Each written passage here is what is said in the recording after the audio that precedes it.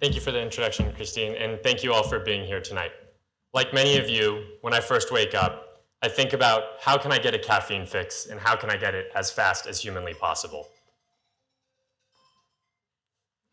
Then I move on to my to-do list for the day. Sometimes that's doing laundry because I'm running dangerously low on how many socks I have left, or it's responding to emails that I've been dreading responding to.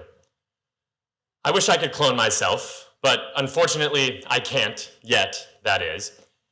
And it would be great if one of me could go off and be working on the laundry while another one of me is brewing a pot of coffee and another one of me can send those emails. Luckily for the bacteria that surround all of us, they can and do naturally divide, effectively cloning themselves into a genetically identical population.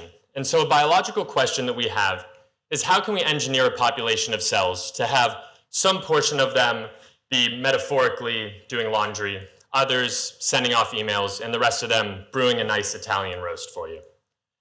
Before getting to 3 chores or 3 different tasks, despite how ambitious we are here at MIT, we started with 2. And you can see that represented in the image behind me, where these green states and these green E. coli cells that are in these colonies and these pink E. coli cells both started off as genetically identical, but underwent this differentiation, or a genetic coin toss to flip between these 2 different states. The way that this works in practice is that we start with a single bacterium that grows into a colony, and all of those cells are genetically identical. No one is different than the other. Then with some environmental signal or input, it activates this genetic coin toss, this flip between 2 different states that they end up permanently locked into that results in that mixed population that you see at the bottom.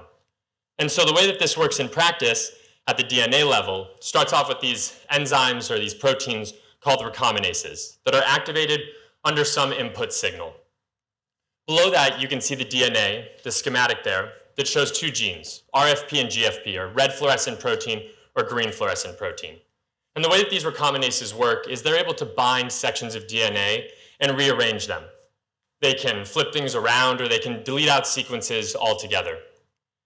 And so we've designed this sequence of DNA specifically to be able to have this recombinase bind at 2 different sites, and depending where it binds, we have 2 different outcomes. And because we've designed this sequence to be equally attractive in both places to this recombinase, in half of these cells, you end up with them in state A, that pink state that you see, and the other half end up in state B, or this green state. And the way that this all works is that it's mutually exclusive, each one of these events. So in any individual cell, it's only going into state A or state B, and then it's stuck there forever. But at the population level, you end up with this heterogeneous mixed group where 50% of the cells are in one state and the other half are in the other. And so what this looks like in practice following a time lapse, starting with a single cell and then growing into a colony and then differentiating, is this that you see there that's a time lapse over 4 hours. And so the way that this works, you can see faintly there, a couple of the cells that are all identical, they haven't started fluorescing, there's no color yet. But then as time goes on, you end up with them in this final state that is divided and differentiated into these different colors. And this is the inspiration for the image that we submitted, which you can see here is a time lapse of 45-minute, 30-minute increments of 25 different sections from this time lapse, starting at the top left corner from that very first moment that we could detect any color. And each one of these were taken 30 minutes apart over 12.5 hours overnight. And while we love pretty pictures, which is why we've all gathered here today to celebrate those, we are interested in actually assigning chores to these bacteria and getting them to do different tasks for us.